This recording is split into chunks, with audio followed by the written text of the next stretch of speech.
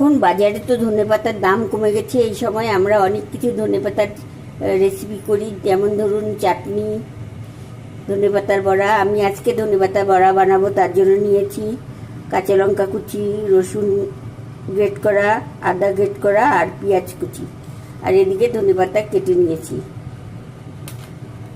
ওতে দিয়ে দেব পরিমাণ মতো লবণ, ভালো করে মেখে নেব। এখন দিয়ে দেব বেসন, চালের গুঁড়ো, ওকে ভালো করে মিশিয়ে নেব। মেশানো হয়ে গেছে, এখন এর মধ্যে ধনেপাতা দিয়ে দিচ্ছি। একটা একটা বড়া ছেড়ে দিলাম তেলে, কয়েকটা বড়া ছেড়ে দিলাম, বড়াগুলোকে উল্টিয়ে দিলাম।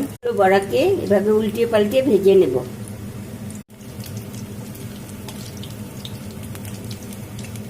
বড়াগুলো হয়ে গেছে, এখন তুলে নিচ্ছি।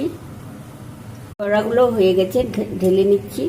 গুলো বড়াও সব হয়ে গেছে, এখন তুলে নিচ্ছি। গেল আমার মুচমুচে ধনেপাতার বড়া।